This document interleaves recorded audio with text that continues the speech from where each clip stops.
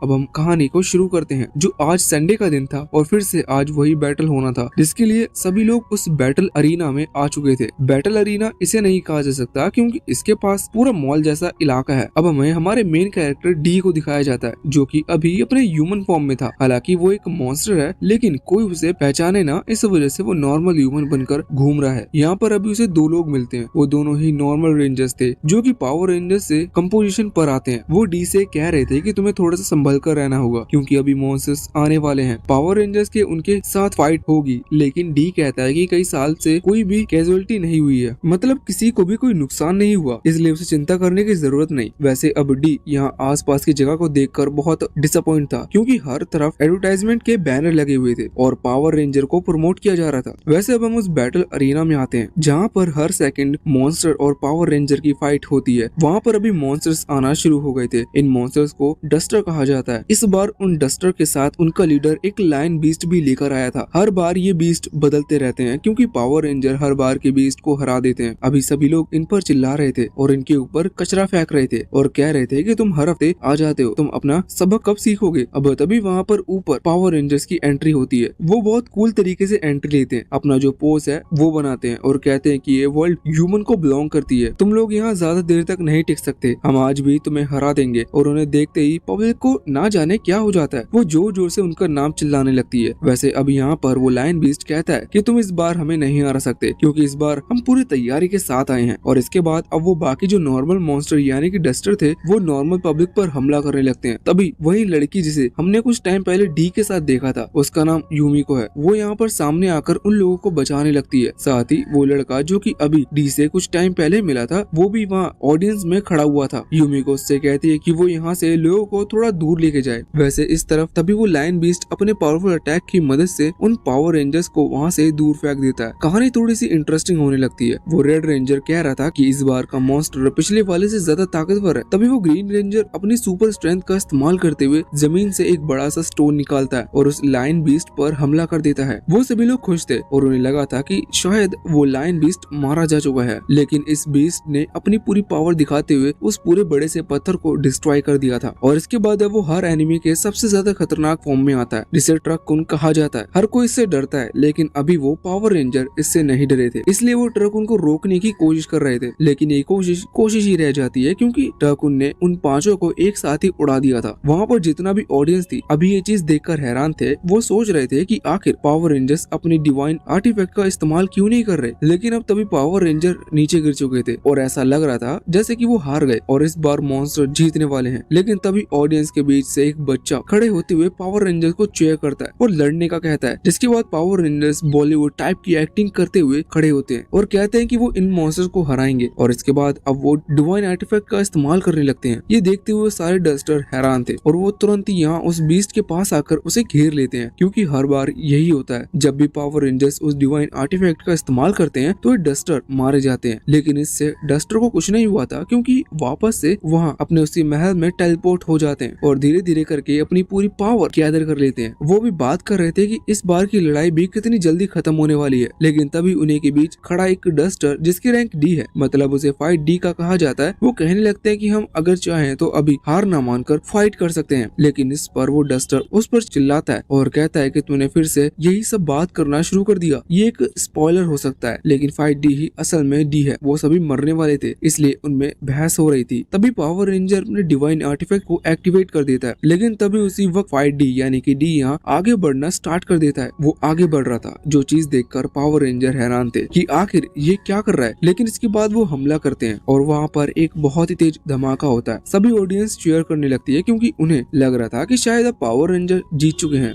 वैसे अब हमें इस फाइट के 1 घंटे पहले का सीन दिखाया जाता है, जहाँ पर हम अभी उसी फोर्ट्रेस यानी कि उसी महल को देखते हैं, जहाँ पर वो डस्टर यानी कि मॉन्स्टर रहते हैं। हमें पहले वही बताई जाती है कि कुछ साल पहले यहाँ पर सभी मॉन्स्टर्स अपीयर हुए थे, लेकिन सभी मॉन्स्टर्स के जो बॉस थे उन्हें पावर रेंजर्स ने हरा दिया, जिसके बाद ये डस्टर बचे हुए हैं। लेकिन ये डस्टर इतने पावरफुल नहीं है कि ये पावर रेंजर्स को हरा पाए। इसी वजह से पावर रेंजर इनका यूज करते हैं खुद की इमेज को बनाने के लिए। हर हफ्ते एक बैटल किया जाता है। बैटल के लिए इनको एक मॉन्स्टर की जरूरत पड़ती है और इनमें से एक डस्टर वो मॉन्स्टर में बदल जाता है। वो अभी इस चीज पर डिस्कस कर रहे थे कि इस हफ्ते में किस मॉन्स्टर को लेकर जाएंगे, क्योंकि इन्होंने बाकी 6 दिन तो टाइम पास किया और अब जब 1 घंटा बचा हुआ है है तो ये डिसाइड कर रहे हैं कि ये किस तरह का मॉन्स्टर बने। अब इनके बीच में थोड़ी सी बहस हो रही थी, तभी फाइट जे आगे आते हुए कहता है कि उसके पास एक आइडिया है। वो सामने व्हाइट बोर्ड पर एक मॉन्स्टर ड्रॉ करता है जो कि थोड़ा बॉडी बिल्डर टाइप का था। वो कहता है कि हम इसे साथ लेकर जा सकते हैं, लेकिन उसी समय एक दूसरा डस्टर कहता है कि आइडिया अच्छा है लेकिन इसका कोई फायदा नहीं, क्योंकि इस तरह के मॉन्स्टर कोई पसंद नहीं करेगा तो शुरुआती अनएक्साइटेड हो जाएगा, इसलिए हमें इस मॉन्स्टर को लेकर नहीं जा सकते। वैसे इस डस्टर का नाम फाइट ए है। तो अभी यहाँ पर उसकी बात मानते हुए इस प्लान को ड्रॉप कर दिया जाता है, जिस वजह से उनके बीच में फिर से हड़बड़ी मच गई थी। वो सोच रहे थे कि वो किस मॉन्स्टर को लेके जाएं। उसी समय फाइट एल जो कि एक लड़की है वो आगे आती है और एक क्यूट मॉन्स्टर ड्रॉ करते हुए कहती है कि हमें इस तरह का मॉन्स्टर लेके जाना चाहिए क्योंकि ये बहुत क्यूट है। लेकिन इस पर फाइट एक गुस्सा करते हुए कहने लगता है कि हमें किसी क्यूट मॉन्स्टर को वहाँ पर लेकर नहीं जाना, हमें ऐसे डरावने मॉन्स्टर को वहाँ पर लेके जाना है जिससे वहाँ बच्चे जब उसे देखे तो वो डर जाए। तो इस पर फाइट एल कहने लगता है कि हम फिर किसी एनिमल टाइप के मॉन्स्टर को क्रिएट करना चाहिए। वो लोग सोचते हैं कि उन्होंने भी अभी तक किसी भी लायन टाइप के मॉन्स्टर को क्रिएट नहीं किया है, इस वजह से अभी ये प्लान पक्का हो चुका था। बाकी डस्टर्स भी कह रहे थे कि एक लायन टाइप का बीस्ट से हारना थोड़ा कूल भी लगेगा। इस चीज पर फाइट डी यानी कि डी का गुस्सा आ जाता है और वो चिल्लाते हुए कहता है कि तुम सभी लोग अभी से हारने के बारे में सोच रहे हो। वो सभी को याद दिलाता है कि हम मॉन्स्टर्स हैं, हमारा काम हारना नहीं है बल्कि हमें उन पावर रेंजर्स को हराना है और अपनी इमेज क्रिएट करनी है। लेकिन अभी बाकी डस्टर्स उस पर ध्यान नहीं दे रहे थे। वो तो मस्त रेडियो पर उस ब्रॉडकास्ट को सुन रहे थे जो कि 1 घंटे बाद होने वाली फाइट की अनाउंसमेंट कर रहा था। इस पर फाइट डी को यानी कि डी को और ज्यादा गुस्सा आ जाता है। वो चिल्लाते हुए कहता है कि तुम लोग कैसे हो, हमें जीतना है और हमारे मिशन को पूरा करना है। अब वो सभी डस्टर तो अपने मिशन को भूल गए थे। वो पूछते हैं कि कैसा मिशन। तो इस पर डी कहता है कि भले ही हमारे बॉस हार चुके हैं और अब नहीं है, लेकिन फिर भी अब उनके प्लान को सक्सेस कर सकते हैं। हमें इस वर्ल्ड पर राज करना है, लेकिन इसके लिए सबसे पहले हमें उन पावर रेंजर्स को हराना होगा। डी अभी बहुत बड़ी बड़ी बातें करते हुए कह रहा था कि हमें ऐसा करने के लिए एक प्लान बनाना होगा। बाकी सभी लोग उसकी बात सुन रहे थे, लेकिन फिर वो उसका मजाक उड़ाते हुए जोर जोर से हंसने लगते हैं, जिससे फाइट डी यानी कि डी को बहुत बुरा लगता है। तभी फाइट एफ उसे समझाता है कि अब तुम्हें इस बारे में भूल जाना चाहिए, क्योंकि ये लोग अब तुम्हारी बात कभी नहीं सुनने वाले। हम लोग वैसे भी पावर रेंजर से हजारों बार हार चुके हैं, इसलिए अब हमें उन्हें हराने का ख्याल दिमाग से निकाल देना चाहिए। जैसे हम चल रहे हैं हमें वैसे ही चलना चाहिए और उन पावर रेंजर्स की बात मानते हुए हर हफ्ते मॉन्स्टर्स में बदल कर वहाँ उनसे सामने लड़ना चाहिए। इसमें ही हमारा फायदा है। डी कहता है कि अभी हम हजारों बार नहीं हारे हैं, हम सिर्फ 998 बार हारे हैं। लेकिन इस पर फाइट एफ कहता है कि नहीं, उसका कोई फायदा नहीं है, क्योंकि अब हमें लोग मॉन्स्टर की तरह नहीं देखते। हमारा प्लान सिर्फ इतना होना चाहिए कि उन लोगों को ये ना पता चले कि हम नॉर्मल मॉन्स्टर नहीं है, हम पावर रेंजर्स के लिए काम कर रहे हैं। वैसे अब जो भी हो, उन्होंने लायन बीस्ट बनाने का फैसला कर लिया था। इसके लिए वो पूछते हैं कि कौन सा डस्टर बीस्ट बनकर जाएगा। तो यहाँ पर फाइट जी आगे आता है और हाँ करता है। इसके बाद वो उस एनसाइक्लोपीडिया में देखते हैं जो कि उन्हें पावर रेंजर्स ने दी थी। उसमें वो देखते हैं कि आखिर एक लायन कैसे बनता है। वो फाइट जी को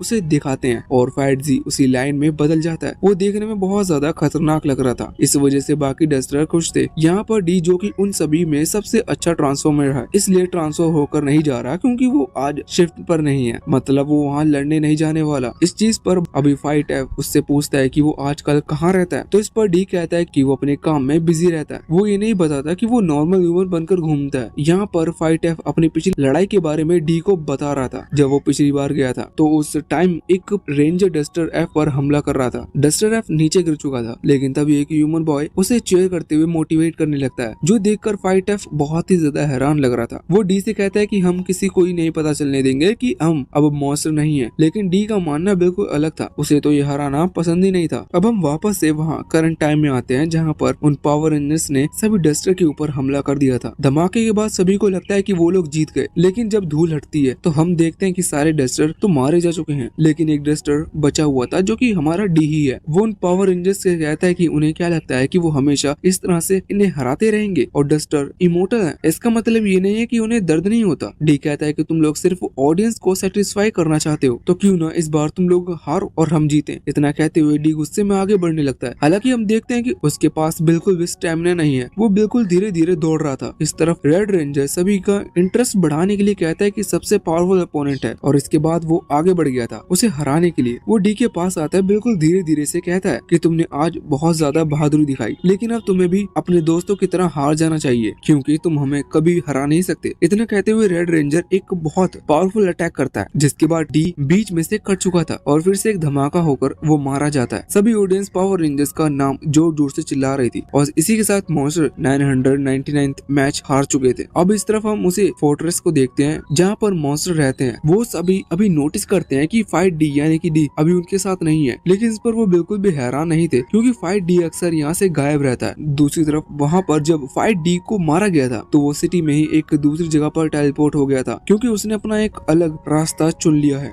वो अब और हारना नहीं चाहता, उसे खुद को ताकतवर बनाना है जिससे कि वो बता सके कि वो सच में एक मॉन्स्टर है। क्योंकि सभी के हालात देखे जाए तो सारे मॉन्स्टर सिर्फ ह्यूमंस के स्लेव बन चुके हैं। अभी वो मॉन्स्टर से ह्यूमन में ट्रांसफॉर्म हो रहा था, तभी वहाँ पर यूमिको आती है, लेकिन इतनी देर में डी पूरी तरह से इंसान बन चुका था। यूमिको उससे पूछती है कि वो यहाँ पर क्या कर रहा है, तो इस पर डी कहता है कि वो फाइट का अच्छा व्यू देखना, कि वो फाइट का अच्छा व्यू लेने के लिए इस बिल्डिंग के ऊपर आया था। यूमिको पूछती है फाइट कैसी थी, जिस पर डी कहता है कि फाइट बहुत अच्छी थी, पावर रेंजर्स बहुत ज्यादा ताकतवर हैं। और यहाँ पर डी कहता है कि एक दिन वो भी उनमें से एक बनेगा क्योंकि अब उसे भी ताकतवर बनना है। यूमिको को लगता है कि शायद वो अभी पावर रेंजर्स को फोर्स को ज्वाइन करना चाहता है। जब वो ये बात डी से कहती है तो डी कहता है कि हाँ ये आइडिया बुरा नहीं है, वैसे इसके लिए डी को एक रिक्वायरमेंट एग्जाम देनी होगी और उस एग्जाम को पास करने के लिए उसकी फिजिकल हेल्थ स्टेमिना सबसे ज्यादा अच्छा होना चाहिए। लेकिन वो अपना हाथ आगे करते हुए कहता है कि वो पूरी मेहनत करेगा जिससे कि वो अपने दुश्मनों को खत्म कर सके। और यहाँ पर उसका हाथ अभी सामने एक बिलबोर्ड की तरफ था जिस पर पावर रेंजर्स बने हुए थे।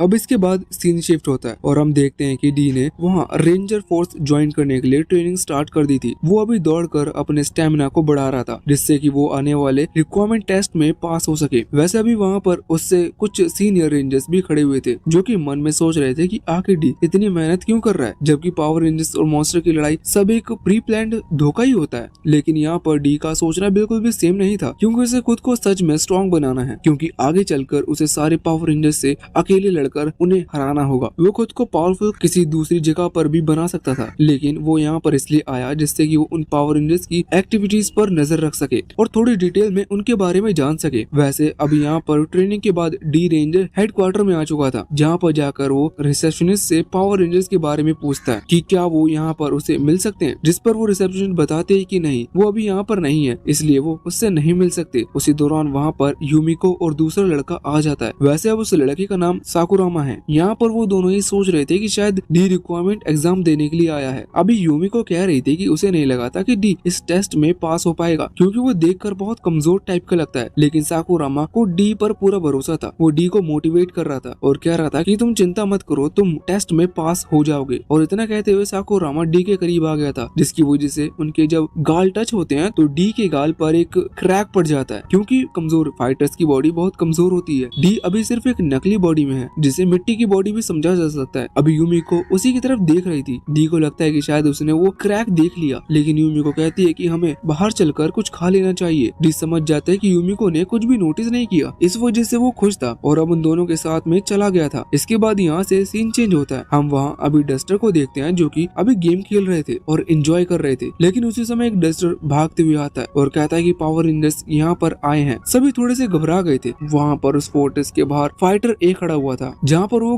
थोड़ा सा घबराया हुआ था। इस वजह से रेड रेंजर उससे कहता है कि तुम घबरा क्यों रहे हो, हम यहाँ पर लड़ने के लिए नहीं आए। वैसे हमारे बीच में एक डील साइन हुई है जिसके मुताबिक हमें सिर्फ लोगों के सामने लड़ना है, आपस में तो हम दोस्त हैं। अब फाइटर ए भी घबरा रहा था लेकिन फिर भी नकली में हंसने की कोशिश करता है, लेकिन तभी ब्लू रेंजर कहने लगता है कि तुम्हें ऐसे सिचुएशन पर हंसना नहीं चाहिए, हम यहाँ पर किसी काम से आए हैं। वो कहता है कि तुम लोग ने हमें धोखा दिया और हमारे बीच में डील हुई थी कि तुम लोग मारे जाओगे और वापस से यहाँ पर आ जाओगे। ऐसा डील नहीं हुई थी कि हमारे एक अटैक के बाद तुम्हारा एक डस्टर रुक कर हमला करेगा। इस पर फाइटर ए कहता है कि वो डस्टर डी था और ऐसा उसने खुद से किया, लेकिन ब्लू रेंजर को इस चीज पर भरोसा नहीं था। वो कहता है कि अगर ऐसी बात है तो उसे हमारे सामने लेकर आओ, लेकिन फाइटर ए बताता है कि लास्ट फाइट के बाद वो वापस लौट कर नहीं आया। लेकिन इस पर ब्लू रेंजर कहने लगता है कि नहीं, तुम उसे छुपा रहे हो, तुम उसे हमारे सामने ला दो वरना इसकी सजा तुम्हें मिलेगी। अब फाइटर ए डर गया था, लेकिन उसी समय रेड रेंजर आगे आते हुए ब्लू रेंजर को रोक देता है और कहता है कि फाइटर डी ने सिर्फ हमें नहीं बल्कि इन लोगों को भी धोखा दिया है। इन लोगों को शायद उसके बारे में नहीं पता और वैसे भी हमारी दोस्ती बहुत पहले से चल रही है और ये लोग हमें धोखा देकर खुद नहीं मरना चाहेंगे। यहाँ पर ब्लू रेंजर ने रेड रेंजर की बात मान ली थी, जिसके बाद रेड रेंजर फाइट ए से कहता है कि हमारा ये रिलेशनशिप बहुत टाइम से चल रहा है, लेकिन माफ करना, अभी लेटेस्ट जो धोखा हमें मिला है उसकी वजह से हमें हमारे दो साथी को यहाँ पर छोड़ना होगा। अगले सीन में हम देखते हैं कि यूमी को अभी एक लेटर देने के लिए वहाँ रेड ग्रिम्सन में जा रही थी और तभी वहाँ पर साकुरामा आता है जो कि असलियत में डी है। वो यूमिको से कहता है कि क्या वो भी उसके साथ चल सकता है, जिस पर यूमिको हाँ कर देती है। जाते वक्त डी के पास एक छोटा सा बैग था जिसके अंदर से एक वेपन यानी कि चाकू रखा हुआ था। डी यहाँ पर यूमिको से कहते हैं कि क्या वो खुद उस लेटर को रेड रेंजर को दे सकता है, जिस पर यूमिको हाँ कर देती है और उसे वो लेटर दे देती है। ऐसा वो इसलिए कर रहा था जिससे कि उसे मौका मिल सके और वो उस चाकू से रेड रेंजर पर हमला कर सके। अब वो लोग आगे पहुंचते हैं। सामने एक लॉक लगा हुआ था, लेकिन यूमिको येलो रेंजर के सन की मेंबर है, जिस वजह से वो अपने फेस को स्कैन कर उस लॉक को खोल देती है। डी सोच रहा था कि उसके सामने जैसे रेड रेंजर आएगा वो उसे खत्म कर देगा। हालांकि उसे भी थोड़ा सा डर लग रहा था क्योंकि रेड रेंजर उसके सामने हमेशा मास्क में रहता है। इस वजह से उसने उसका असली चेहरा नहीं देखा और अब जब गेट खुलता है तो यहाँ पर वो बहुत सारे रेड रेंजर्स को देखता है जो कि एक जैसे कपड़े पहने हुए थे। इस वजह से उनमें से असली वाले को पहचान पाना डी के लिए लगभग नामुमकिन था। वो यूमिको से पूछने लगता है, लेकिन इतने में ही यूमिको आगे बढ़ गई थी। अब तभी यहाँ पर एक रेड रेंजर आगे आता है और कहने लगता है कि तुम लोग यहाँ पर क्या कर रहे हो। डी उससे कहता है कि वो रेड रेंजर से मिलने के लिए आए हैं, जिस पर वो लड़का कहता है कि मैं ही रेड रेंजर हूँ, बताओ तुम्हें क्या कहना है। डी तुरंत ही अपने बैग में हाथ डालते हुए वो चाकू निकाल कर हमला करने वाला था, लेकिन इतने में यूमिको बात बता देती है कि ये रेड रेंजर नहीं बल्कि रेड रेंजर बनना चाहता है, लेकिन अभी इसे बहुत मेहनत करने की जरूरत है। अभी यहाँ पर वो लड़का आगे आकर डी से पूछने लगता है कि अगर वो रेड रेंजर होता तो वो क्या करने वाला था और उसने अपने बैग में हाथ क्यों डाला। अब यहाँ डी घबरा गया था, उसे समझ में नहीं आ रहा था कि वो क्या कहे। तभी यूमिको कहती है कि वो बस यहाँ पर लेटर देने के लिए आया है और इसके बाद डी वो लेटर निकालता है।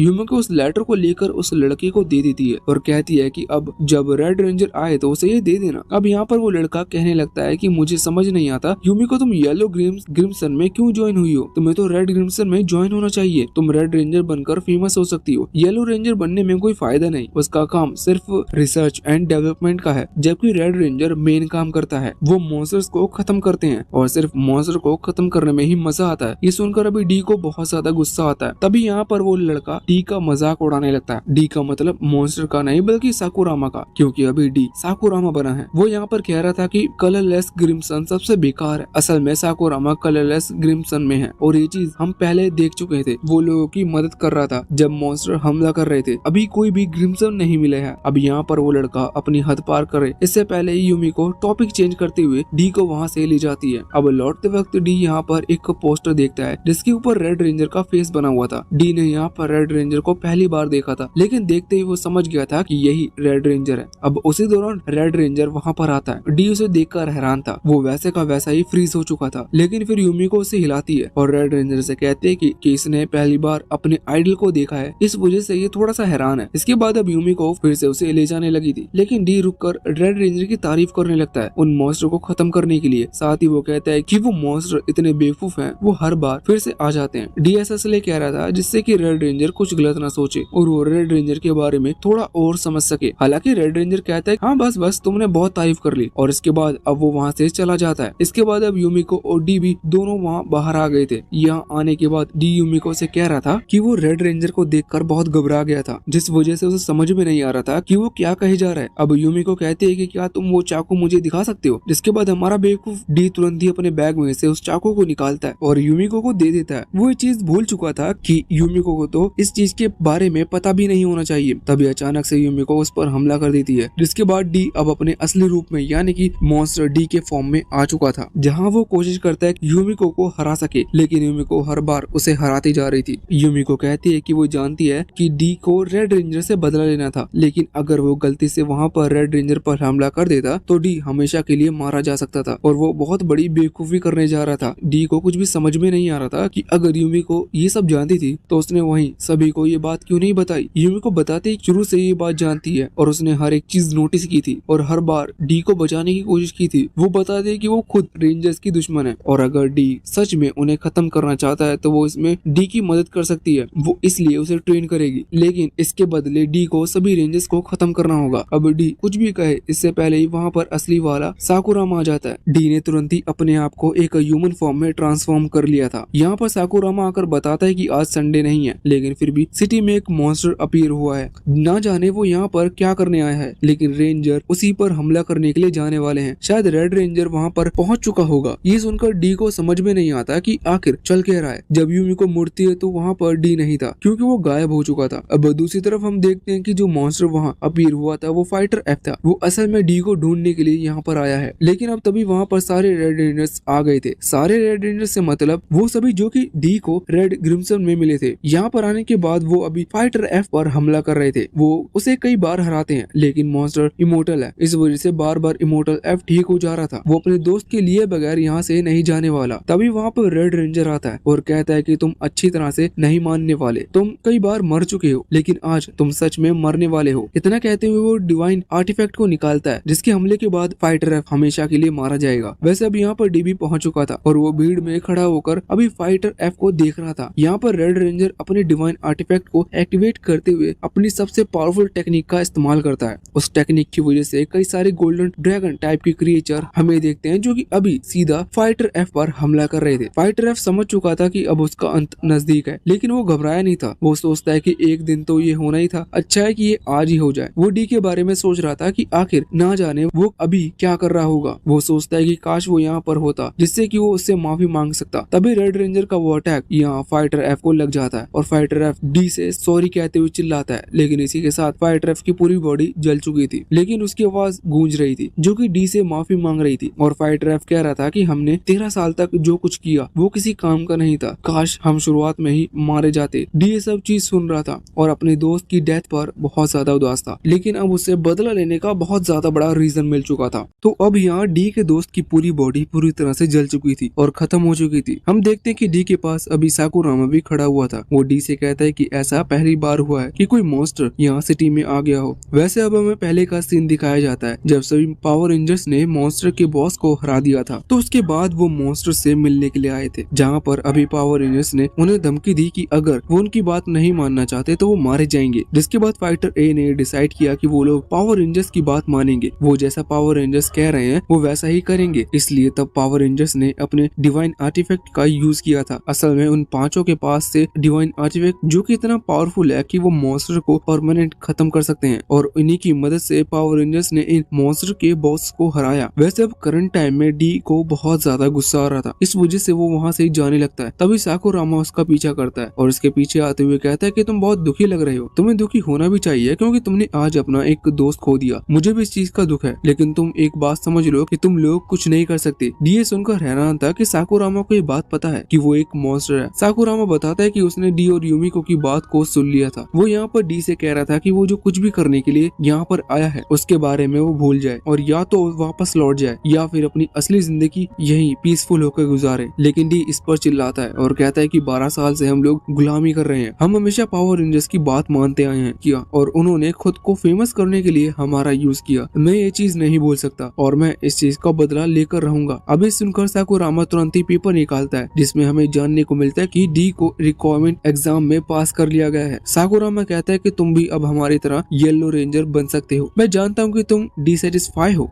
इस चीज से कि तुम्हारे साथ अभी तक क्या होता आया है और तुम्हें होना भी चाहिए, क्योंकि पावर रेंजर्स ने ये सब कर खुद को फेमस किया है और मैं भी ऐसा नहीं चाहता। मैं चाहता हूँ कि एक ऐसी वर्ल्ड बने जहाँ पर इंसानों और मॉन्स्टर एक साथ रहें। डी को उसकी बात कुछ समझ में नहीं आ रही थी और उसे साकुरामा पर भरोसा नहीं था, इस वजह से वो उस पर चिल्लाता है और बस इतना कहता है कि मेरे बीच में मत आना, मैं जो करने यहाँ पर आया हूँ वो करके जाऊंगा और मुझे तुम्हारी जरूरत नहीं है। इतना कहते हुए डी यहाँ से डिसअपेयर हो जाता है, जिस बीच वो उसकी थोड़ी सी और ज्यादा इज्जत करता है। इसके बाद सीन चेंज होता है और हम देखते हैं कि डी अभी यूमिको से मिलने के लिए आया था, जहाँ पर यूमिको उससे कह रही थी कि अच्छा है तुम मुझे मिलने के लिए आए हो क्योंकि अब तुम्हें मुझ पर भरोसा होने लगा है। लेकिन डी कहता है कि ऐसा कुछ भी नहीं है, वो सिर्फ रेंजर्स को खत्म करना चाहता है और जब वो रेंजर्स को खत्म कर देगा तो उसका यूमिको से मतलब हट जाएगा और फिर वो उससे भी नहीं मिलेगा। डी ये भी कहता है कि मुझे माफ करना कि मैं ऐसा कह रहा हूँ, लेकिन मैं इसमें कुछ भी नहीं कह सकता क्योंकि मैं एक मॉन्स्टर हूँ। लेकिन यूमिको को उसकी एक कूल बनने वाली बात बिल्कुल भी पसंद नहीं आती, इस वजह से वो जो हाथ में चाकू पकड़े हुई थी उससे ही डी की गर्दन काट देती है और डी का सर नीचे गिर जाता है। हालांकि वो फिर से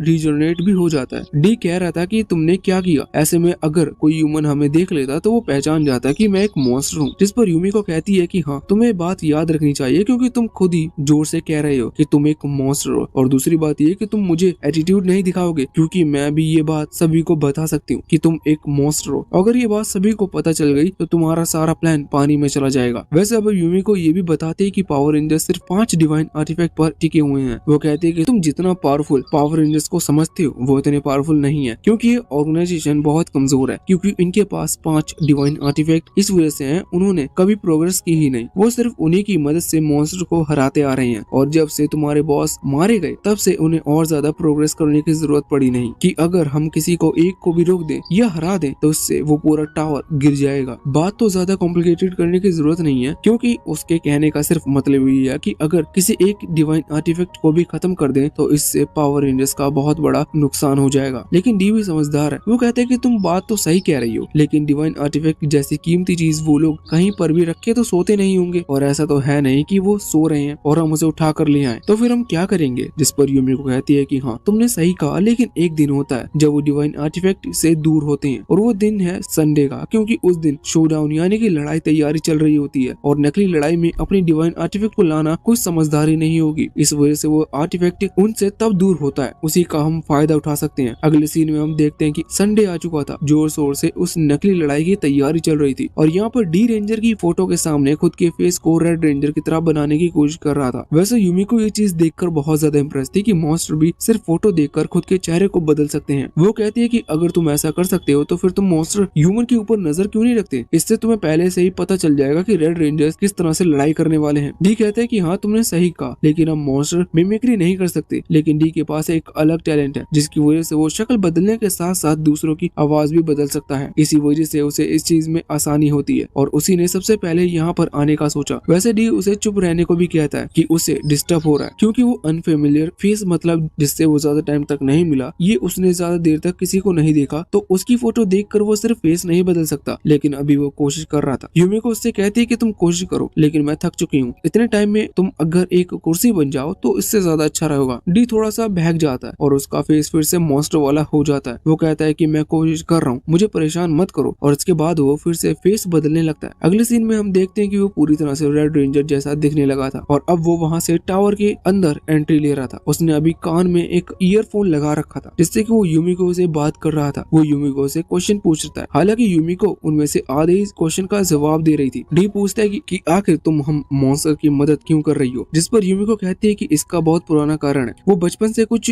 रोमांटिक ड्रामा टाइप की फिल्म देखा करती थी, जिसमें एक मेन कैरेक्टर और फीमेल मेन कैरेक्टर थी। वो हमेशा एक दूसरे को स्माइल करते थे, उनके बीच में कुछ विलेंस आते थे जो उन्हें दूर करने की कोशिश करते थे, लेकिन आखिर में मेन कैरेक्टर्स मिल जाते थे और विलेंस को कोई नहीं ध्यान रखता। इसलिए वो चाहती है कि इस बार विलेन जीते। डी को इस सब बात में 1% भी कुछ समझ में नहीं आया था, लेकिन अब वो क्या ही कर सकता था। तो वो ये चीज नोटिस करता है कि जब वो आगे बढ़ रहा था तो जो बाकी रेड रेंजर्स हैं, जो कि रेड रेंजर्स बनना चाहते हैं, वो अभी उसे बहुत ज्यादा रिस्पेक्ट दे रहे थे, जिससे डी को ये चीज बहुत ज्यादा अच्छी लगती है। यूमिको उससे कहती है कि तुम वहाँ पर पहुँचने ही वाले हो। अब जब वो आगे बढ़ रहा था तभी उसे सामने टोकीटा दिखती है। वैसे अपनी वो मंजिल पर पहुंच चुका था, लेकिन टोकीटा उसे रेड रेंजर समझकर पूछता है कि तुम यहाँ पर क्या कर रहे हो। डी अभी थोड़ा सा हड़बड़ा गया था, लेकिन फिर वो खुद को शांत करते हुए कहता है कि वो यहाँ पर फिर से अपना रूम बदलने के लिए आया है, मतलब कि वो रेड रेंजर बनने के लिए आया है, क्योंकि उसकी कॉस्ट्यूम अंदर है और वो उसी आर्टिफैक्ट की मदद से अपनी कॉस्ट्यूम को चेंज करते हैं। अब डी आगे बढ़ रहा था, तभी जब टोकीटा वहाँ से निकलता है तो उसे कुछ अजीब महसूस होता है, और टोकीटा रुकने को कहता है, तुम उन कमजोर मॉन्स्टर से हर हफ्ते लड़ कैसे सकते हो। डी को ये चीज बहुत बुरी लगती है, लेकिन तभी ईयरफोन से यूमिको उससे कहती है कि उसे शांत रखना होगा, जिससे बाद में डी फिर से अपने दिमाग को शांत करते हुए कहता है, हम उन मॉन्स्टर को कम नहीं समझ सकते, इसलिए मैं हर बार एक्साइटेड होकर जाता हूँ कि शायद वो इस बार कुछ नया लेकर आएंगे। टोकीटा कहने लगा था कि उसने भी कमजोर मॉन्स्टर का हारना तो पक्का ही है, ये तो हम हमारे फायदे के लिए करते हैं। जिस पर डी कहता है कि हाँ तुमने सही कहा, और इसके बाद अब वो फिर से आगे बढ़ जाता है। अब यहाँ पर अंदर आने के बाद उसे एक अम्ब्रेला रखने की बास्केट में वो डिवाइन आर्टिफैक्ट रखा हुआ दिखता है। पहले उसे लग रहा था कि शायद ये कोई ट्रैप है, लेकिन बाद में यूमिको उसे बताते कि उसने जब कहा कि पावर रेंजर्स इनकम्प्लीट है, मतलब कि वो कमजोर है, तो उसका यही मतलब था, क्योंकि वो मॉन्स्टर को खतरनाक नहीं समझते, इस वजह से वो किसी भी चीज के लिए पहले से तैयार नहीं है। डी को ये चीज बहुत बुरी लगती है। हालांकि अब वो वेपन्स मिल गया था, पर तभी अचानक से टोकीटा वहाँ पर आता है और उस पर शूट कर देता है, जिसके बाद डी वहाँ से दूर फिक गया था। टोकीटा बताता है कि उसने डी की स्मेल ले ली थी, जिससे वो समझ गया था कि डी रेंजर नहीं है। डी कहता है कि तुम बिना जाने और सिर्फ स्मेल के बल पर किसी को गोली कैसे मार सकते हो, लेकिन इस पर टोकीटा कहता है कि अगर तुम्हारी जगह पर रेड रेंजर होता तो वो आराम से इस अटैक को डोज कर लेता। इतना कहते हुए यहाँ पर टोकीटा फिर से कई बार गोली चलाता है। डी को गोली लग रही थी और दर्द भी हो रहा था, लेकिन वो वापस रीजनरेट होता जा रहा था। यहाँ पर टोकीटा उससे कहता है कि तुम मॉन्स्टर वापस से रीजनरेट हो सकते हो, तो इसका मतलब ये नहीं कि अंत में तुम लड़ाई जीत जाओगे। तुम इमोर्टल टाइप के हो, इस वजह से तुम कभी ग्रो नहीं कर सकते, और हम ह्यूमंस को पता है कि हम एक दिन मरने वाले हैं, इस वजह से हम हमेशा ग्रो करते रहते हैं। वैसे अब टोकीटा ने वो वेपन भी उठा लिया था और कह रहा था कि मैं तुम्हें हमेशा के लिए खत्म कर दूंगा। इसके बाद वो उस वेपन का यूज करने लगता है। डी कहता है कि तुम इस वेपन का यूज कैसे कर सकते हो, तुम थोड़ी रेड रेंजर हो। जिस पर टोकिटा कहता है कि हाँ, वो पहली बार इस वेपन का इस्तेमाल करने वाला है। हालांकि वो ये भी कहता है कि मरने से पहले तुम सिर्फ इतना ही कहना चाहते थे। डी कहता है कि नहीं, मुझे कुछ नहीं कहना, और इतना कहते हुए वो अपने पास से कई सारी डायनामाइट निकालता है। ये देखने के बाद टोकिटा बहुत ज्यादा हैरान हो गया था और कह रहा था कि ये तुम्हें चीज पहले बतानी चाहिए थी। डी उस पर कहता है कि तुम गोली चलाना रोकते तो मैं ये बात बता पाता।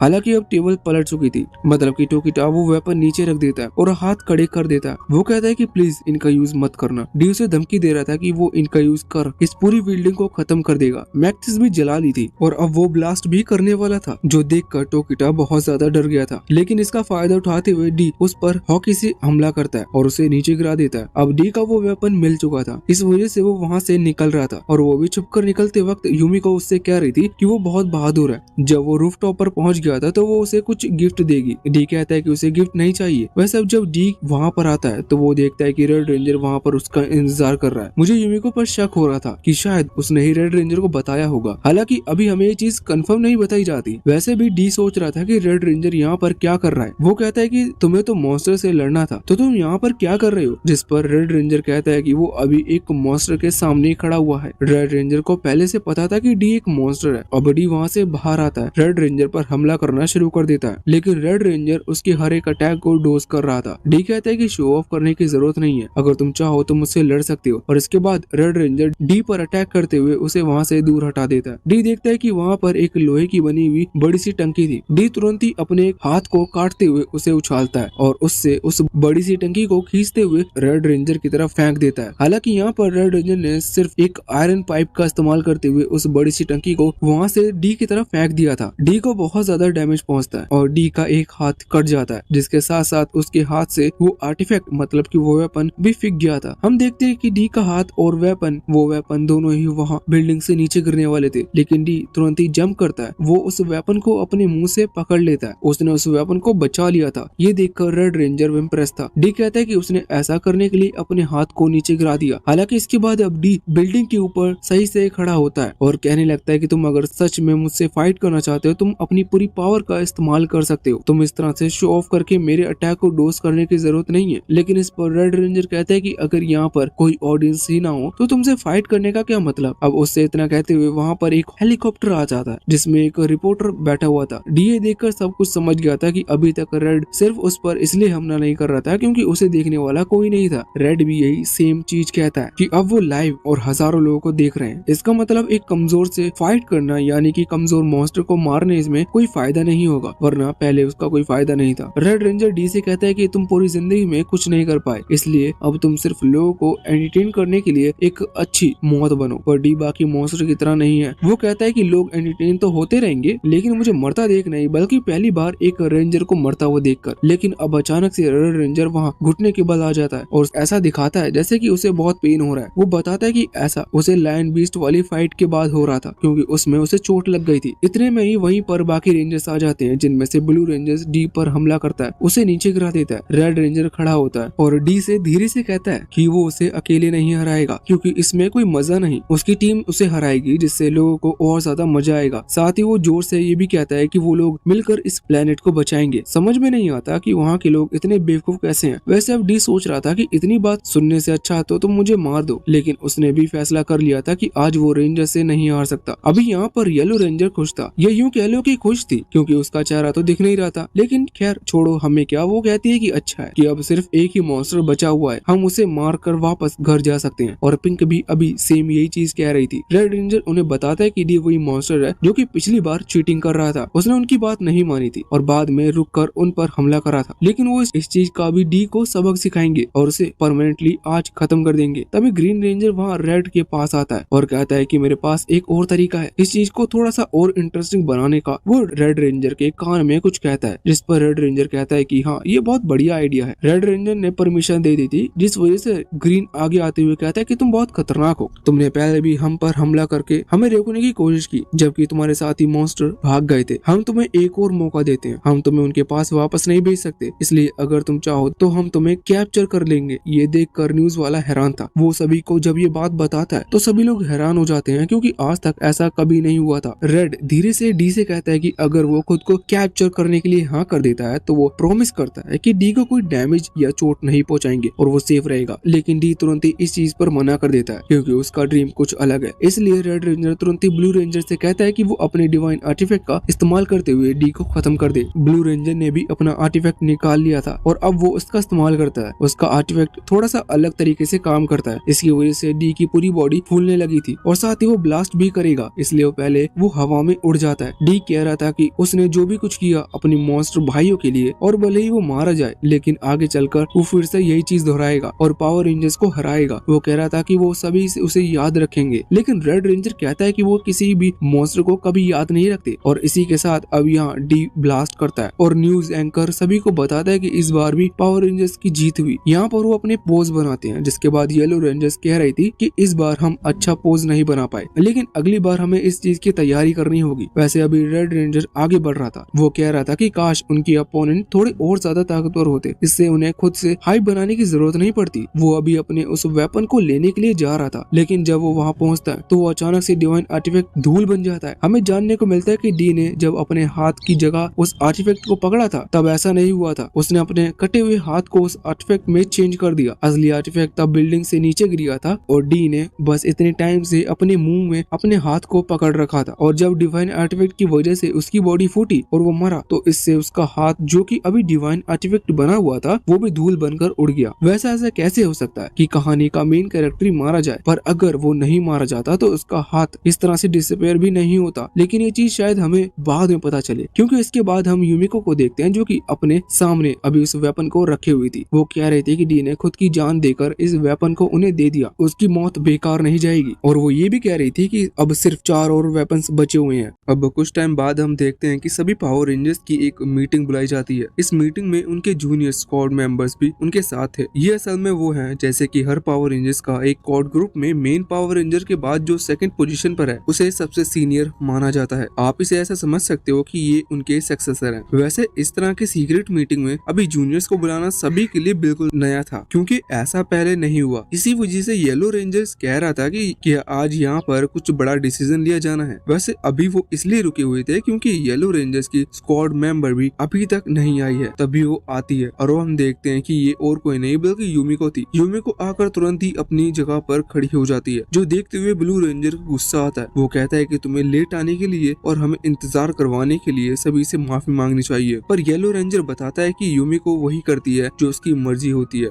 अभी यहाँ पर यूमिको ने अभी सॉरी नहीं कहा था, जो देखकर ब्लू रेंजर हैरान था। वो कहता है कि तुम बहुत बदतमीज हो, लेकिन इस पर यूमिको कहती है कि तुम सिर्फ मुझे अपने जूनियर की तरह समझते हो, तुम उसे जैसा कहते हो वो करती है, इसलिए तुम चाहते हो कि तुम जैसा कहो मुझे वैसा करना हो। वैसे वहाँ पर ब्लू जूनियर भी खड़ी हुई थी, उसे थोड़ी शर्म आती है और वो ब्लू रेंजर को बहुत बुरी तरह से पंच करते हुए दूर गिराती है और कहती है कि तुम ये कैसी अफवाह फैला रहे हो। वैसे अभी वो शायद फिर से हमला करने वाली थी, लेकिन इतने में ही वहाँ पर एक ड्रैगी नाम का क्यूट क्रिएचर आ जाता है और उसका काम तो क्या पता है क्या है, पर हाँ उसने ये लड़ाई रुकवा दी थी। वहाँ पर रेड रेंजर यूमिको से कहता है कि अगर वो कोई गलती करती है तो उसे क्या करना चाहिए, जिस पर यूमिको ने भी बात को ना बढ़ाते हुए माफी मांग ली थी। इसके बाद फाइनली रेड रेंजर अपने क्वेश्चंस को स्टार्ट करता है, क्योंकि ये मीटिंग उसी ने यहाँ पर बुलाई है। वो कहता है कि तुम लोग खाना स्टार्ट कर सकते हो और मेरी बातों को सुन सकते हो। वो कह रहा था कि उसे शक है कि जिस फाइटर ने उसकी फाइट हो रही थी उसी ने उसके डिवाइन वेपन को चोरी किया है। हालांकि एक बहुत बड़ी प्रॉब्लम है, क्योंकि उस आइटम के बिना रेड रेंजर खुद को रेड रेंजर में ट्रांसफॉर्म नहीं कर सकता और अभी भी उसने सिर्फ नकली कॉस्ट्यूम पहन रखी थी जो कि उसे संडे शोडाउन के लिए मिलती है। वो सभी लोग थोड़े से हैरान लग रहे थे, पर ग्रीन रेंजर कहता है कि ऐसा पॉसिबल है क्योंकि वो फाइटर 12 साल से लोगों को बेवकूफ बना रहे हैं हमारे साथ मिलकर, तो इसका मतलब वो हमें भी बेवकूफ बना सकते हैं। वो ये भी कह रहा था कि ऐसा हो सकता है कि शायद फाइटर डी ने मरने से पहले उस डिवाइन आर्टिफैक्ट को कहीं पर छुपा दिया होगा। लेकिन तभी यूमिको कहती है कि ये भी पॉसिबिलिटी है कि शायद वो आर्टिफैक्ट उसने किसी को दे दिया हो। ये बात रेड रेंजर को बिल्कुल सही लगती है। हालांकि अब वो भी खाना उठाते हुए कह रहा था चिंता की बात नहीं है, क्योंकि वो किसी भी तरह से अपने उस आर्टिफैक्ट को ढूंढ लेगा। तभी यहाँ पर उसका जूनियर जिसका नाम जिम है वो कहने लगता है कि गलती इसमें सिर्फ तुम्हारी ही है, तुमने उस आर्टिफैक्ट को खो दिया जबकि तुम्हें पता नहीं कि वो कितना कीमती है, उसके बिना ह्यूमैनिटी कितने बड़े खतरे में पड़ सकती है, तुम बहुत गैर जिम्मेदार हो। और इतना कहते कहते उसने ये भी कह दिया था कि तुम्हें तो अपनी पोजीशन से रिजाइन कर देना चाहिए। हालांकि अभी बाकी रेंजर्स उसे रोक रहे थे क्योंकि वो ज्यादा ही आगे निकल चुके हैं, लेकिन जिम नहीं मानता। वहाँ यूमिको भी उसकी बात बहुत ध्यान से सुन रही थी। वो मन में कह रही थी कि जिम सच में बहुत बहुत दोगला आदमी है, क्योंकि उसने ही उस डिवाइन आर्टिफैक्ट की लोकेशन रिवील की थी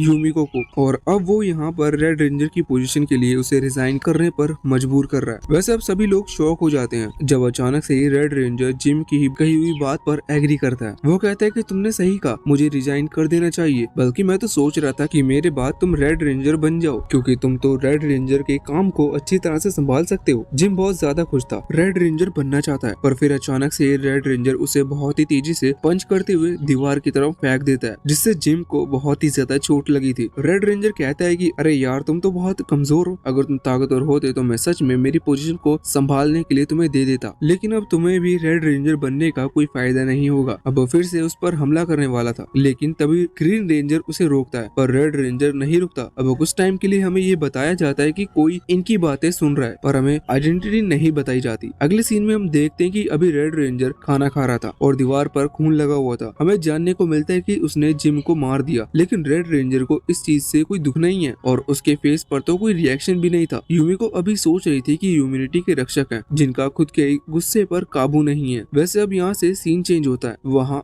दूसरी तरफ हम साकुरामा को देखते हैं, जो कि असल में इन सभी की बातें सुन रहा था। उसने उस वाले वीडियो को भी कई बार देखा जो कि न्यूज में टेलीकास्ट हुआ था, जिसमें ब्लू रेंजर ने अपने आर्टिफैक्ट का यूज किया था और डी रेंजर को खत्म किया था। लेकिन साकुरामा को होप है कि डी मरा नहीं। वो कहता है कि उसे ढूंढने के लिए कुछ भी करेगा। इसके बाद हम वहीं उसी सेम बिल्डिंग के ऊपर आते हैं जहाँ पर डी को मारा गया था। अभी ब्लू रेंजर को उसका साथी हिकिरो यहाँ पर आए हुए थे। ब्लू रेंजर कहता है कि उसके हिसाब से डी अभी जिंदा हो सकता है, क्योंकि जब उसने डिवाइन आर्टिफैक्ट का यूज किया था, या तो डी अपने कासल की तरफ चला गया होगा या फिर वो हवा के साथ उड़ गया होगा। ये दो चीज हो सकती है जो उसे जिंदा बचा सकती है। ये सुनने के बाद उसका वो साथी हिकिरो बहुत ही हैरान था, लेकिन वो डिसाइड करते हैं कि वो मिलकर डी का पता लगाएंगे कि क्या वो सच में जिंदा है या मारा गया। अब इसके बाद सीन चेंज होता है। हम देखते हैं कि डी असल में मरा नहीं है, वो जिंदा है। वो सच में हवा के साथ उड़ते हुए यहाँ एक जंगल में आकर गिरा हुआ है। उसकी बॉडी अभी फिर से ज्वाइन हो रही थी, जिसमें उसे थोड़ा टाइम लग रहा था। हमें बताया जाता है कि डी ने असल में तब एक डायनामाइट का इस्तेमाल किया था और उस डायनामाइट को उसने वहाँ हवा में फोड़ा, जिससे सभी को लगा कि डी की बॉडी ब्लास्ट हुई है,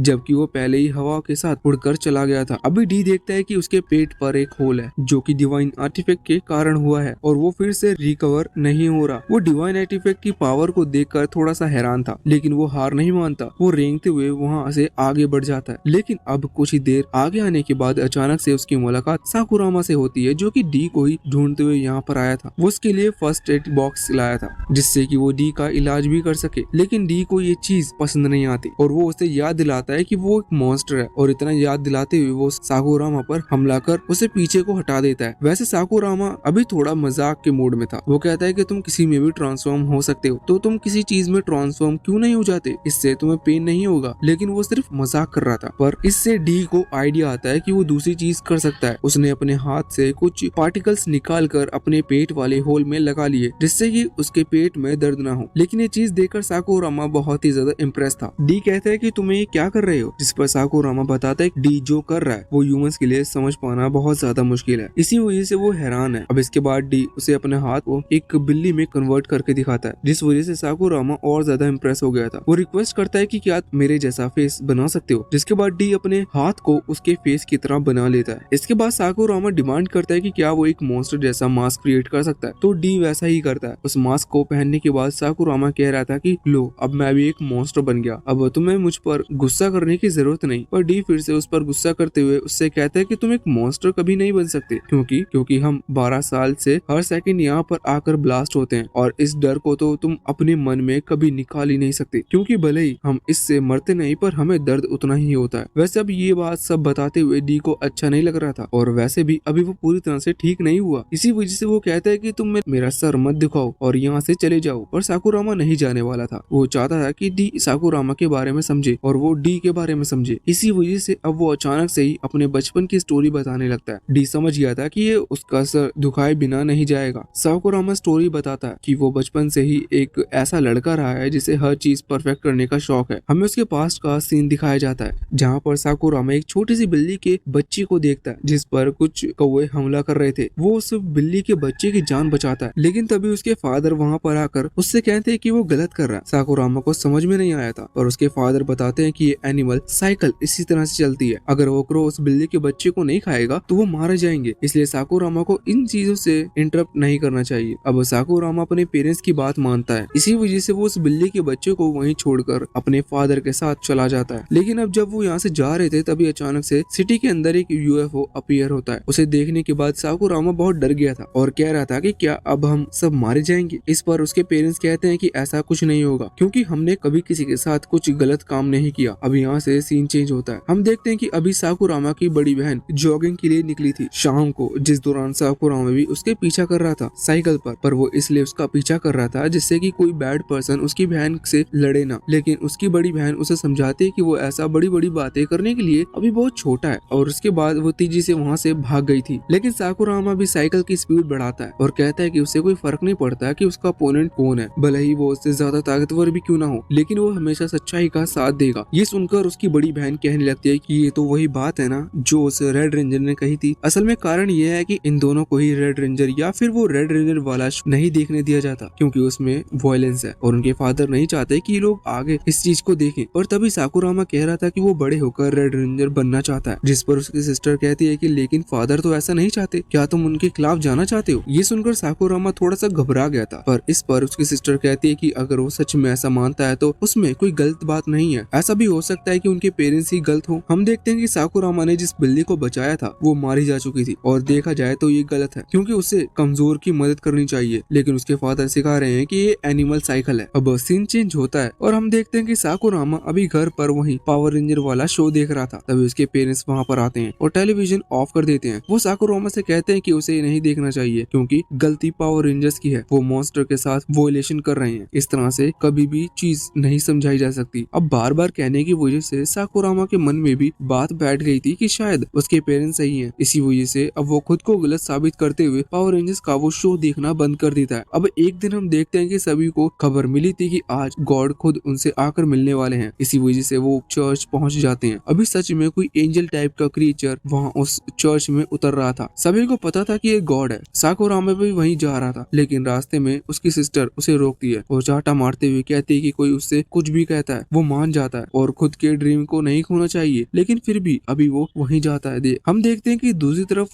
जब वो गॉड वहां पर आया था तो वो बाकी लोग सब खुश थे, पर वो गॉड अचानक से उन पर हमला करते हुए उन सभी को मार देता है। उसी समय साकुरामा और उसकी बहन वहां पहुंचते हैं। गॉड को लगा था कि ये उसी की पूजा करते हैं, इसलिए वो फिर से हमला करने लगता है। उसके अटैक की वजह से वो बिल्डिंग डिस्ट्रॉय हो गई थी और एक बड़ा सा पत्थर साकुरामा की बहन के ऊपर गिर गया था। अब बचाने का कोई चांस नहीं था। साकुरामा ने भी होप खो दी थी, लेकिन फिर भी उसे अपने ही कई वर्ड याद आते हैं कि वो उसे हमेशा प्रोटेक्ट करेगा। इसी वजह से वो सामने आकर खड़ा हो जाता है। लेकिन इसके बाद हम देखते हैं कि साकुरामा ये जो स्टोरी डी को बता रहा था वो आगे की चीज नहीं बताता। वो बस इतना कहता है कि फिर उसके बाद मेरी जान बच गई। वो कहता है कि उस इंसिडेंट के बाद मैंने सोचा कि क्यों ना मैं रेंजर फोर्स को ज्वाइन करूं, लेकिन अब के हालात और सारी बात जानने के बाद मुझे नहीं लगता कि इसका कोई फायदा होने वाला है। अभी डी ने उसकी पूरी बात ध्यान से सुनी थी, पर डी कह रहा था कि तुम्हारी ये बोरिंग स्टोरी सच में कितनी लंबी थी। अब साकुरामा डी से कहने लगता है कि मुझे नहीं लगता कि तुम्हारा असली नाम डी है, तुम्हारा रियल नाम क्या है। लेकिन डी उससे अपना रियल नाम नहीं बताता। वो बस इतना कहता है कि ये तुम्हारे पास आखिरी मौका है, तुम यहाँ से चले जाओ वरना ठीक नहीं होगा। डी ये भी कहता है कि उसने वो रेड हेयर पांडा लुकिंग गाय को भी हराया था। अब इस चीज में साकुरामा समझ गया था कि डी जिसकी बात कर रहा था ये वही है जिसे डी ने वो डायनामाइट दिखाकर डराया था। ये डी रेंजर की जूनियर स्क्वाड के 5th नंबर पर आता है ताकत के मामले में। इस चीज पर साकुरामा कह रहा था कि इसका मतलब तुम तो बहुत ताकतवर हो। डी कहता है कि हाँ, मुझे कम मत समझना। अब साकुरामा कहने लगता है कि फिर तो तुम ह्यूमैनिटी के लिए भी खतरा हो। इस पर डी कहता है कि हाँ बिल्कुल, फाइटर डी से हर कोई डरता है। इससे उसका रियल नाम पता चल गया था। वैसे फर्क कुछ नहीं है, बस वो अपने नाम के आगे फाइटर डी लगाता है। अब इसके बाद साकुरामा डी से कहता है कि मुझे तुम्हारी एक चीज में मदद चाहिए। लेकिन जब वो ये चीज बताने वाला था इतने में ही उन्हें हलचल महसूस होती है, जैसे कि कोई वहाँ पर आ रहा है। ये असल में वही हिकीरो था जिसे ब्लू रेंजर ने इस तरफ भेजा था। अब तभी साकुरामा वहाँ गुफा से बाहर आता है और हिकीरो से मिलता है। वो हिकीरो से कहता है कि उसे यहाँ पर एक इंजर्ड मॉन्स्टर मिला था जिसे उसने बांध कर एक जगह पर बैठा दिया और देखने लगा कि क्या यहाँ पर और भी कोई मॉन्स्टर है। अब इसके बाद साकुरामा उसे उसी जगह पर ले जाने लगता है। वो सिर्फ इसलिए वहाँ ले जा रहा था जिससे कि डी को यहाँ से भागने का मौका मिल सके। साकुरामा रास्ते में ही ऐसा प्रिटेंड करता है जैसे कि वो रास्ता भूल गया और अब वो भटक चुके हैं। लेकिन हीरो की सब समझ जाता है और साकुरामा की गर्दन पर वही वेपन रखते हुए कहता है कि अगर उसने सब कुछ सच नहीं बताया तो वो उसे मार देगा। लेकिन इतने में ही डी वहाँ पर आ जाता है और वो ऐसा दिखाता है जैसे कि उसे साकुरामा ने सच में उसे बंद कर रखा था। वो कहता है कि तुम तुम्हारी वो रस्सियां मुझे बांध नहीं पाई, मैं आजाद हो चुका हूँ। अब पहले साकुरामा समझ नहीं पाया था, पर बाद में उसे समझ में आ जाता है कि डी उसकी मदद के लिए यहाँ पर आया है। डी कहता है कि तुम ही नहीं हो वो तीसरा रेंजर जो मुझे रोक पाए। अभी सुनते हुए डी जिस डायरेक्शन में पॉइंट कर रहा था, हिरोकी भी उसी डायरेक्शन में देखता है, लेकिन ये डी की चाल थी। डी इस मौके का फायदा उठाते हुए उस और बहुत खतरनाक हमला करता है, जिससे हिकिरो के सर पर बहुत दर्द होता है। हालांकि डी ने सोचा था कि इसके अटैक के बाद हिकिरो को सीरियस चोट आएगी या फिर वो बेहोश हो सकता है, लेकिन डी गलत था। हिकिरो की जो बॉडी है वो बहुत ही ज्यादा हार्ड है, इसी वजह से डी के अटैक से उसे उतना ज्यादा डैमेज नहीं पहुंचता जितना पहुंचना चाहिए। पर इस चीज से वहां पर हिकिरो को गुस्सा आ गया था। डी ने उस पर चीटिंग से अटैक किया था। वो तुरंत ही अपने डिवाइन आर्टिफैक्ट को बाहर निकालता है, लेकिन डी उससे कहता है कि डिवाइन आर्टिफैक्ट को सिर्फ रेंजर से इस्तेमाल कर सकते हैं। पर इस चीज पर एक हीरो कहता है कि ऐसा नहीं है, ये डिवाइन आर्टिफैक्ट नहीं बल्कि उसका रेप्लिका मतलब क्लोन है, और डी जैसे मॉन्स्टर बहुत कम लेवल्स के होते हैं, इसी वजह से उन्हें इन वेपन की मदद से खत्म किया जा सकता है। ये सुनते हुए डी सबसे समझदारी वाला डिसीजन लेता है और तुरंत ही वहाँ से भागने लगता है। वो अभी भागते हुए युमिको को कोस रहा था और कह रहा था कि उसने डिवाइन आर्टिफैक्ट के क्लोन्स के बारे में तो मुझे नहीं बताया। जितने में ही वहाँ पर हिकिरो हमला करता है, जिसकी वजह से सामने एक बड़ा सा पेड़ बीच में से कट चुका था। अब डी उस अटैक से बचता है और फिर से युमिको को कोसने लगता है। वैसे अब हिकिरो बार बार हमला करते जा रहा था। डी उसके अटैक से बचने के लिए अलग अलग जगह पर छुपता है और अब उसने युमिको को कोसना भी बंद कर दिया था, क्योंकि वो समझ चुका था कि उसे खुद से ही कोई तरीका ढूंढना होगा सभी रेंजर्स को रोकने का, क्योंकि वो किसी और के भरोसे नहीं रह सकता। अभी वो अटैक से बचने के लिए बहुत अच्छी से छुपता है, लेकिन वो इतनी ही अच्छी तरह से छुपता है कि एक वक्त पर हिकिरो को लगता है कि शायद डी यहाँ से चला गया, और तभी डी की आवाज आती है। वो कहता है कि वो कभी भी मैदान छोड़कर नहीं भागता। इतने में ही डी एक लकड़ी से बाहर निकलते और उसके उस डिवाइन आर्टिफैक्ट को छीन लेता है और उससे कहता है कि अब तुम हार चुके हो। हालांकि इतने में ही अचानक से वो डिवाइन आर्टिफैक्ट गर्म पड़ने लगा है, जिससे कि डी के हाथ जल रहे थे। इसी वजह से डी को उस वेपन को छोड़ना पड़ता है। हिकिरो बताता है कि ये वेपन वो नहीं चला सकता, क्योंकि हिकिरो के पास ब्लू रेंजर्स की पावर और उसके पावर्स का बॉन्ड नहीं है, मतलब उसके जो फ्रेंड है वो इसके पावर्स को चला सकते हैं। इसी वजह से वो इस वेपन को यूज कर पाता है। अब डी के पास फिर से कोई रास्ता नहीं था, वो तुरंत ही वहाँ से भागता है, लेकिन सामने खाई थी। इसी वजह से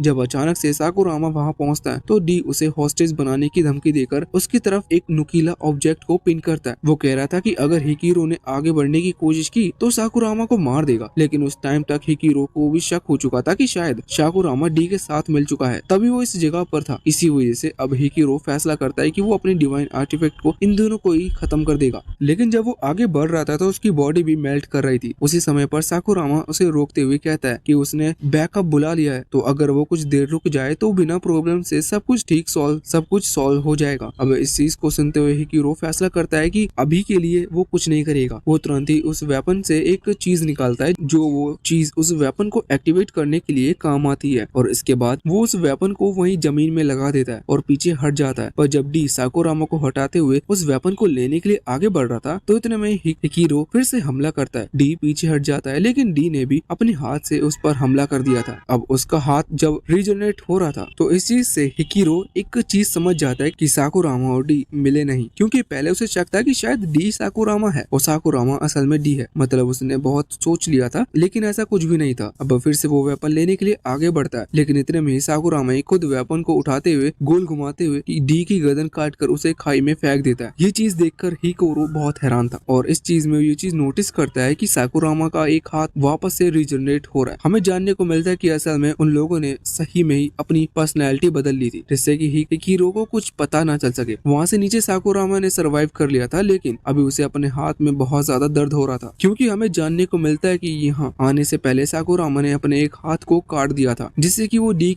नकली हाथ को वहाँ लगा सके, जिससे कि वो एक एंड टाइम पर डी को यकीन दिला सके कि साकुरामा ही साकुरामा है और डी ही है। वैसे इस चीज से फायदा ये हुआ था कि अब डी साकुरामा बनकर हेलीकॉप्टर में बैठा हुआ था और अब उसे सभी रेंजर्स के बीच रहने में प्रॉब्लम नहीं होगी, क्योंकि उसकी खुद की एक आइडेंटिटी बन चुकी है। साकुरामा ने पहले ही ये सब समझा दिया था कि उसे अब साकुरामा बनकर जीना होगा, लेकिन डी के लिए सब मान पाना थोड़ा सा मुश्किल था, क्योंकि वो एक मॉन्स्टर है और वो कभी भी एक रेंजर बनकर ऐसा नहीं कर सकता। पर साकुरामा कहता है कि अगर वो सच में सब कुछ ठीक करना चाहता है तो उसे ऐसा करना होगा। अब डी कहता है कि उसे सब कुछ ठीक नहीं करना, बल्कि उसे सिर्फ रेंजर फोर्स को डिस्ट्रॉय करना है। इस चीज पर साकुरामा कहता है कि ठीक है, तो वो ऐसा करे, क्योंकि ये सब होने के बाद साकुरामा खुद से एक नया रेंजर फोर्स क्रिएट करेगा। अब उसके इतना सुनते हुए ये पार्ट यहीं पर एंड हो जाता है।